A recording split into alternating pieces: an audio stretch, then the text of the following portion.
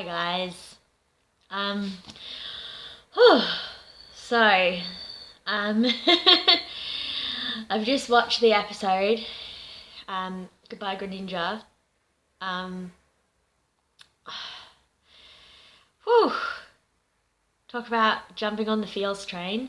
Um, you can probably see I'm all puffy because I've cried quite a bit this morning.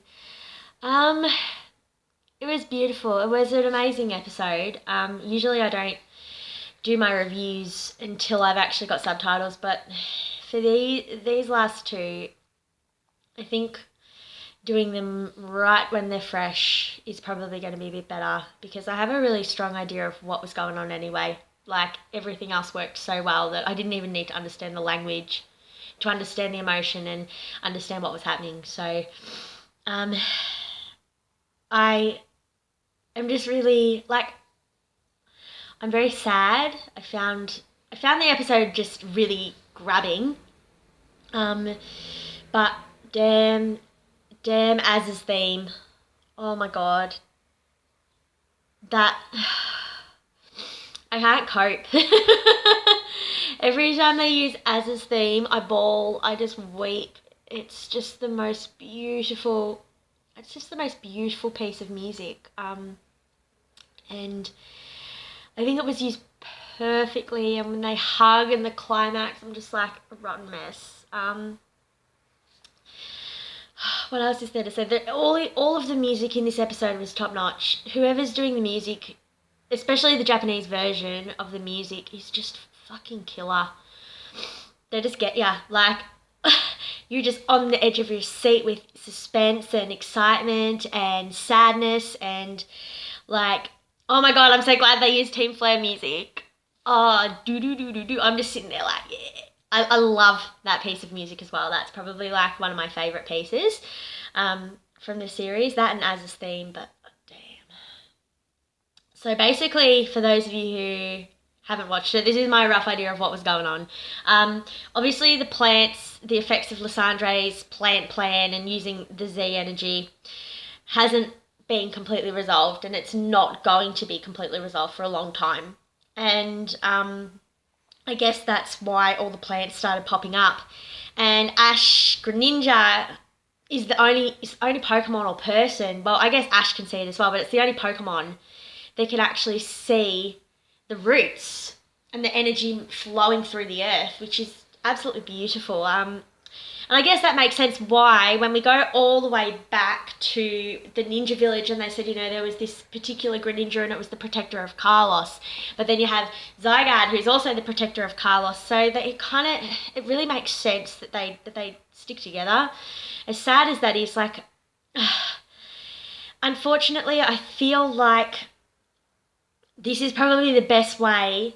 This is so much better than just getting sent to Oak's lab. This is so much better than just staying in Sycamore's lab and never seeing it again. At least we feel like Greninja's still got a purpose. And the way that Ash and Greninja can just tap into each other when they're so far apart, that kind of gives me hope that maybe, just maybe, he might, Ash might still hold on to that bond. But I'm not super hopeful about it. The creators have kind of made it clear that this is going to be a big reset, and it's just over. It's just over. But God, Greninja was an amazing Pokemon.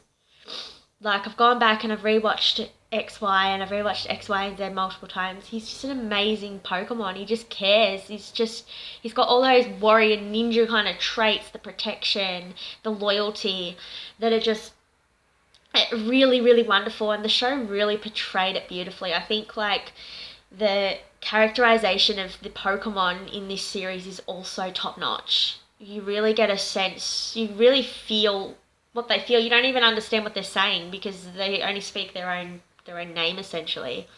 But you still get a really strong sense of connection with them. And even in the preview for the next episode, they're all crying and hugging, and it's just beautiful. But I really hope that Greninja at some point, it may not be next Sun and Moon, but it may be the one after. We may have to wait a really long time. But And I'm glad one of Clement's inventions finally worked. That was really, really good timing. But I guess for me, I don't know about you, but for me, I'm at a point now where I really feel like this is a really good example of why good shows need to end, why they need to have closure and finality. Because, sorry, I'm still like still crying a bit.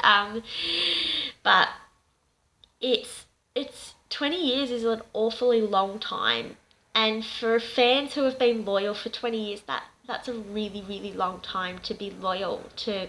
And there's only so long that we can stick around. And every time that reset happens, it just feels like everything that was done before didn't really have a purpose. It didn't really amount to anything. And I think with any good TV show or good film or good story in general, when you're setting up all of these different elements for your characters and for your plot, there needs to be a payoff at the end for the audience. There needs to be something that goes, oh yeah, so that makes sense why they did that. And all really fabulous shows do that. They tie it all up in a pretty bow and it all makes sense. And this was the perfect time to just end Ash, to just end it and keep him with this amazing team.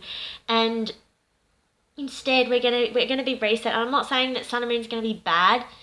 It might be really funny, it might be really great, but poor kid needs a break.